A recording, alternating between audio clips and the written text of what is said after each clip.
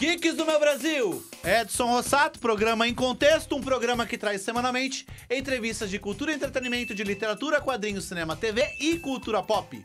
E hoje, quadrinhos! Novidade, né? Tô com quadrinhos o tempo todo, falando aqui de quadrinhos, porque eu adoro quadrinhos. A Rádio Geek adora quadrinhos também. Uhul!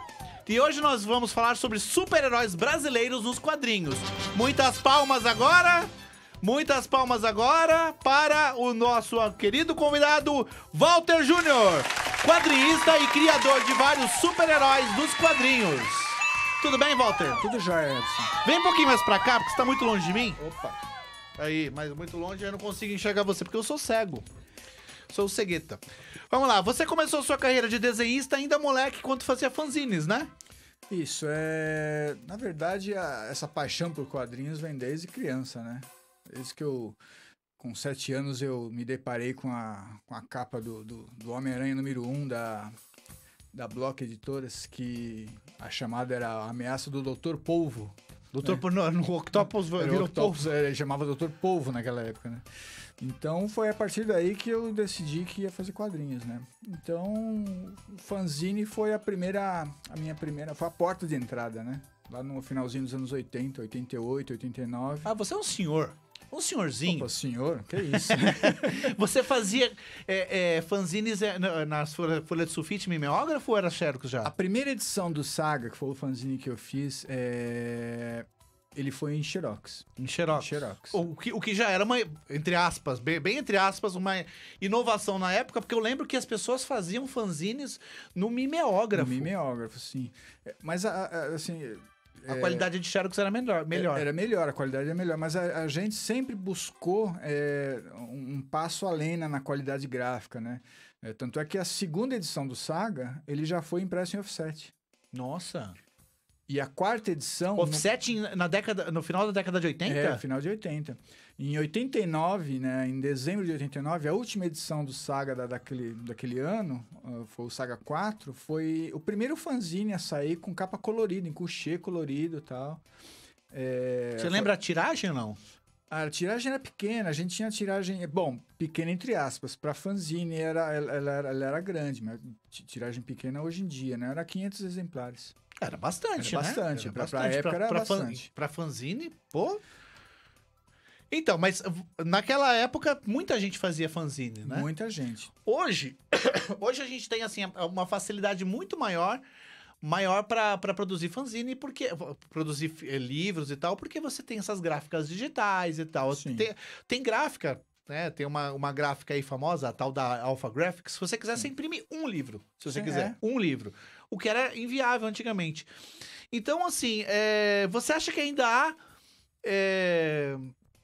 há espaço para fanzine, que é aquela coisa mais rápida, aquelas histórias mais curtinhas? Você acha que tem espaço para fanzine hoje ou essa facilidade técnica já minou essa possibilidade? Olha, na essência, o fanzine como ele era feito naquela época, eu acho que virou uma coisa de nicho. Tipo o vinil hoje em dia, né? Tem aquele nicho do pessoal do vinil. Tem uma galera que curte fanzine naquele mesmo formato que ele era feito e tal. E tá pegando fogo aí. Hã? Ah, é o barulho. O Gabriel tentou simular o vinil. O vinil, e eu achei que fosse um defeito. Desculpa, Gabriel. Então tem um certo nicho, né, que procura esse tipo de publicação. É lógico que não como um quadrinho, é mais bem feito, bem produzido, mas existe um certo público ainda. Legal. Bom, vamos lá. A gente estava falando sobre que no final dos anos 80, com outros colaboradores, falando justamente disso, que você produziu o fanzine Saga. Sim. E a graphic novel Semideuses.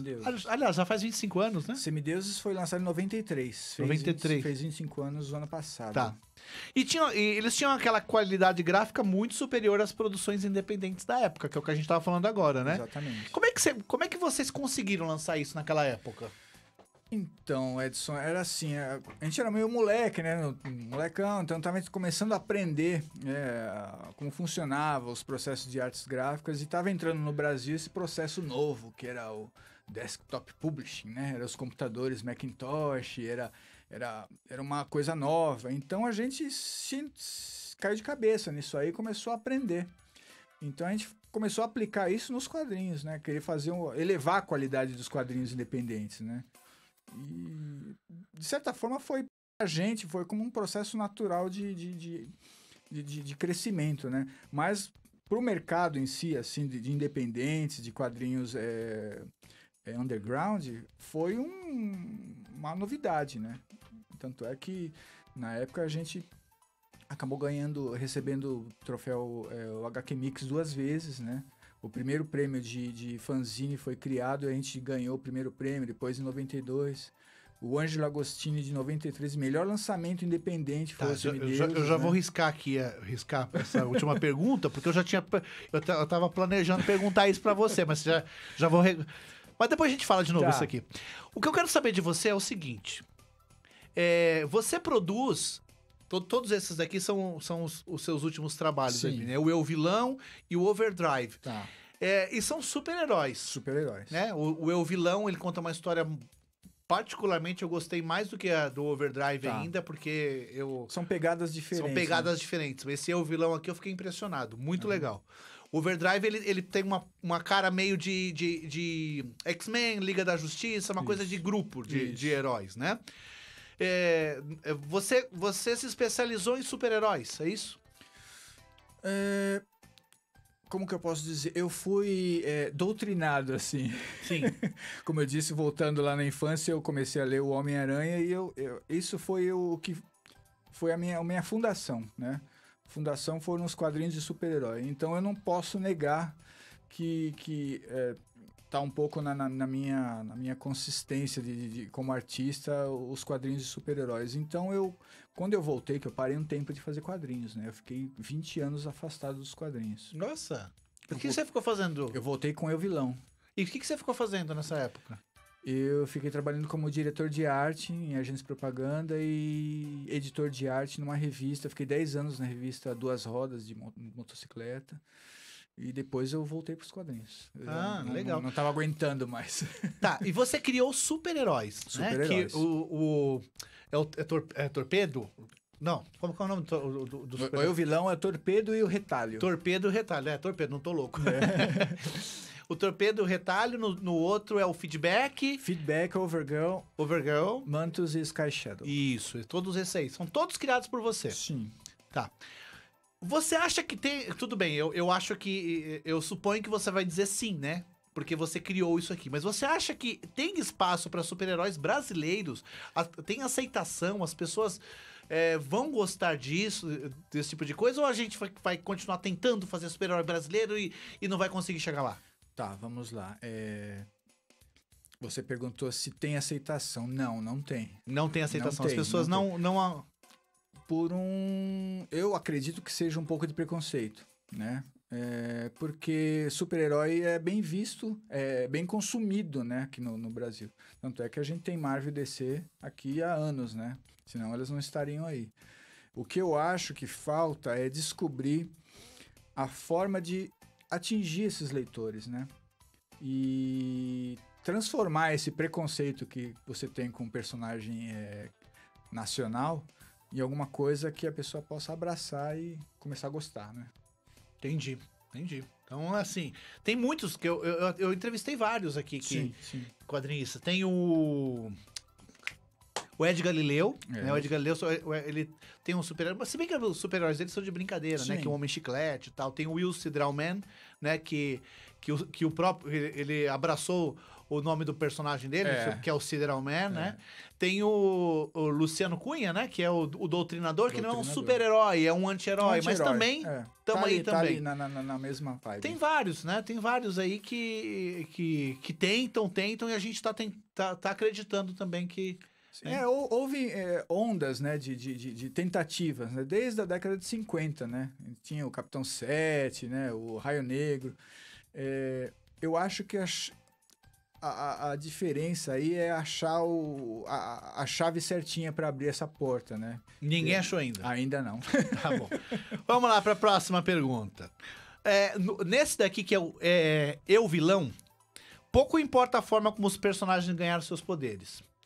Né? O que importa ali o que importa mesmo é a questão de existirem pessoas com poderes e a sua relevância e as consequências. Exatamente. Isso é muito importante ali. As consequências no contexto social. Inclusive, em alguns momentos ali, me lembrou o Superman, né? Paz na Terra, que é roteiro do Paul Dini e arte do Alex Ross. Teve algum tipo de influência? Teve uma bela referência na cena que o... Bom, se alguém não leu aqui, é que o Torpedo chega no país lá que tá tendo uma crise, né? E ele tá carregando uma certa quantidade de mantimentos ali. Então, ali eu usei uma referência, tipo uma homenagem pro Paz na Terra. É, né? eu percebi. Ele não me falou isso. Eu percebi e questionei e ele falou, não, realmente tinha alguma coisa ali. Mas o que eu achei legal é isso. Nessa série, né? Na verdade, são acho que 3 ou 4 que mostram super-heróis, né? Do Paul Dini e do Alex Ross, mostram super-heróis com problemas que não são assim uma super força que vai resolver ou coisa parecida. São questões sociais. E mostravam, inclusive, a impotência desses heróis ali, Sim. né?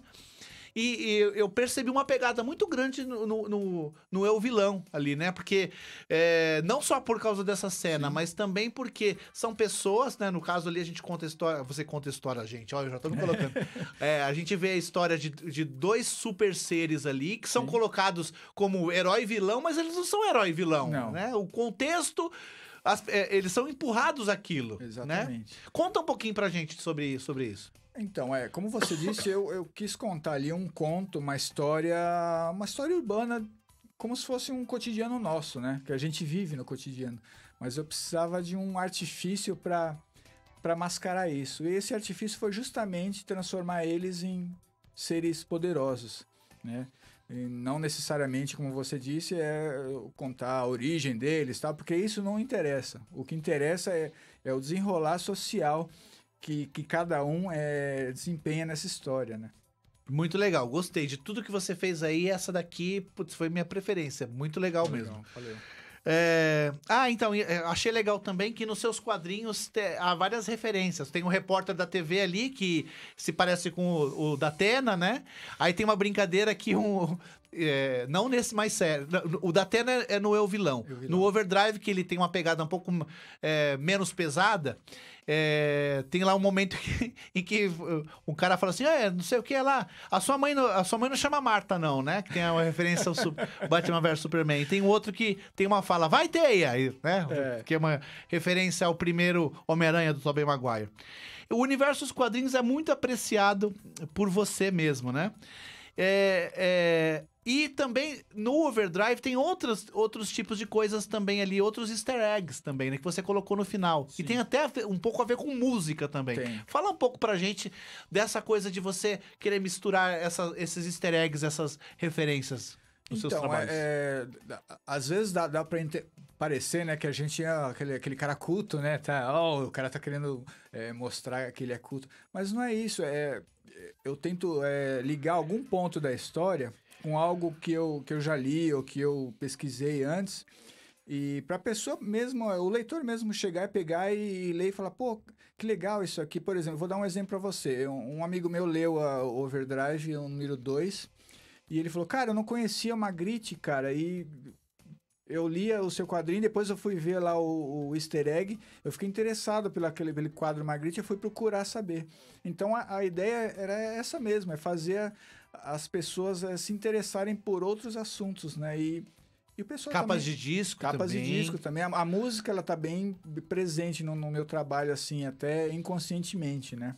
Filmes também da década de 50. Exatamente. Tem uma lá que era Enigma de Outro Mundo, né? Enigma do Outro Mundo. Então, todas essas coisas que me influenciaram, né? Mangá dos anos 70, filme dos anos 70, dos anos 80, música, principalmente heavy metal dos anos 80, me influenciaram bastante, né? Eles são a base desse meu trabalho. Beleza. Tem aqui. Qual é a inspiração para a criação do Overdrive? E quais as diferenças entre a primeira versão criada para a atual? Porque essa primeira versão foi lá na década de 90, não foi isso? O Overdrive foi criado em 88. Sim. Né? Quando eles foram publicados oficialmente foi em 93, né? A diferença maior é que quando eu criei eles, eu ainda era cabeludo, né? Era metaleiro. Então, eles eram um grupo de adolescentes que se juntaram para fazer uma banda de rock. E eles acabaram encontrando um livro lá e para lerem, para ter inspiração para as músicas. E acabou que eles fizeram um encantamento lá e invocaram o demônio. Aí o demônio deu poderes para eles. Essa era a primeira versão. Que não tem nada a ver com Nada a ver. com essa que você mandou agora. Aí depois, em 93, eu reformulei todo o Overdrive. Eles participaram das Graphic Novels Semideuses. E a história que eu tô contando agora é a que eu reformulei em 93. Que isso é mais baseado em ficção científica, né? Experimentos em laboratório, DNA alterado, alienígenas e tudo mais. Então, essa aqui é uma... e tem uma coisa sim. legal do nome do Overdrive, né? Porque a gente tava falando de música, né? Uhum. O nome Overdrive, quando ele foi criado lá, quando eles eram um grupo de rock, é baseado num pedal de guitarra chamado Overdrive, que o pedal, o efeito dele é Overdrive, né? E ele é amarelo e preto, é a cor do uniforme da Overground. A marca é Boss. Ah, tá. É o tipo de efeito dele, que é Overdrive, que dá aquela distorção. Eu já ia falar que você tinha roubado a marca do povo lá. Beleza, ó. Tanto Eu Vilão quanto as edições do Overdrive, eles são produzidos quase que na totalidade no papel. Rapaz, você não sabe que é mais fácil fazer no digital? Por que papel? Inclusive ele me deu de presente aquele desenho ali no papel, né? Da personagem Overgirl, né? Então, no nanquim ali, tudo pintadinho ali. Por quê, rapaz? Então, Não leva mais tempo? Então, agora, os últimos Overdrives foram todos feitos 100% no digital. Ah, tá. 100%. Eu, Vilão, quando eu voltei a fazer quadrinhos, que eu tinha parado de ficar um tempo, 20 anos, né? Quando eu voltei a fazer, eu ainda tava, né? A mão já tinha enferrujado um pouco. Então, eu fiz no processo antigo, nanquim e tal. Levei um tempo para fazer, até voltar à forma. Aí, depois, por uma indicação do Eduardo Ferrara... Eduardo Ferrara, que já veio aqui. Ele me indicou uma tablet lá para desenho e eu fiquei interessado, falei, bom, legal, vou ter que entrar nesse mundo agora, né, no mundo digital. E eu tô adorando, cara, eu não sujo mais a mão com o nanquim, é ótimo. E é mais rápido, É mais né? mais rápido. Mas também tem uma coisa que não é legal. Eu acho que também é a única coisa que não é legal. Que é o seguinte, antes você tinha a arte original, as pessoas iam atrás da arte original para comprar e ter, e agora não tem mais isso. Exatamente. Numa última convenção que eu estive aí, uns meses atrás, uma pessoa falou, você tem original do Overdrive? Eu falei, cara, tenho, tá tudo no HD. Então não adianta muito, né? Então, seus quadrinhos, eles foram financiados como? Você pagou do próprio bolso? Os meus quadrinhos são financiados pela Overdrive Comics. Que é sua. Exatamente. Ou seja, você bancou, você falou, eu vou acreditar nesse artista aqui. Exatamente, ele bateu na porta lá da editora, eu gostei dele. E financiamento coletivo não é uma solução? Olha, eu tô com uma próxima graphic novel aí que vai demorar uns 8 meses para ser terminada. E eu tô pensando em fazer pelo menos uma campanha não para produção, mas para distribuição dela. Depois que ela estiver pronta, para fazer uma campanha para distribuição. Beleza. Tá. Bem rapidamente, que a gente tá com pouco tempo ali, né? Você cuida de todas as etapas da produção dos seus quadrinhos. Eu queria que você fizesse um breve resumo do seu processo de trabalho de elaboração, do enredo ao produto final impresso. Né? E o que esse processo difere do que você utilizava na década de 80 e 90? Para começar, já você acabou de falar que é a parte do digital, né? Digital. Isso, mas vamos lá. Cara, meu processo é muito bagunçado, porque como eu trabalho sozinho, né? Não tenho, por exemplo, um escritor que vai redigir um texto para mim, então eu sou meio bagunçado. Eu começo a fazer um rascunho de uma página aqui, da última página em outra folha, e eu não escrevo... Não, desculpa, não entendi. Você tá falando do roteiro. Do roteiro. Roteiro. Eu não escrevo o roteiro na forma padrão, né? Que é aquele lá que você coloca ação, texto, ação, fala. Eu não faço isso. Eu monto um boneco, uma folha, eu dobro, vou dobrando as folhas na quantidade da revista e já vou desenhando e escrevendo o texto ali. Às vezes eu marco balão 1, balão 2, depois eu escrevo fora. Mas o meu processo é meio complicado. Ou seja, assim. é um processo que só serve pra você. Só serve pra mim. Você não vai conseguir trabalhar com mais ninguém. Tipo, eu Não, vou escrever não. o roteiro pra outra pessoa fazer. Se eu tiver que escrever o roteiro para a pessoa, eu vou ter que fazer no padrão, né? Mas para mim ele funciona assim. E a diferença é que antigamente eu usava muita retícula, né? Eu tinha que recortar na mão retícula, nanquim, e hoje eu faço no digital, que é muito mais rápido. Você costuma frequentar evento de quadrinho? Bastante, cara. O ano passado eu fui muito evento que até eu cortei esse ano porque eu tava esgotado ano passado. Tinha meses aí que todo final de semana eu tava indo numa cidade. Então, Mas compensa?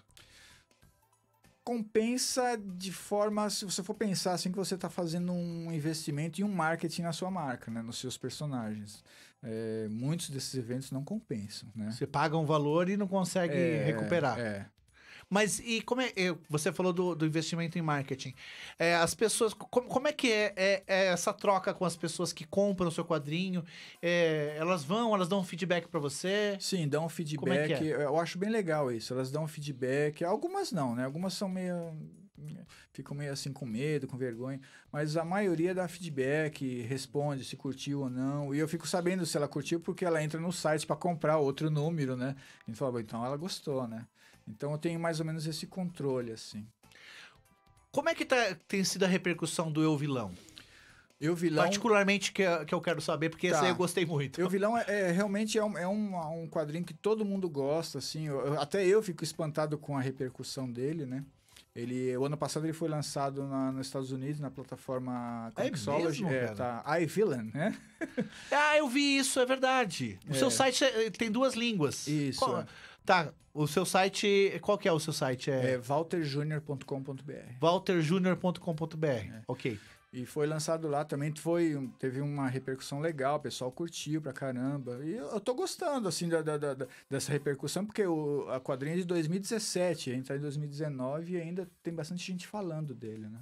Legal, cara.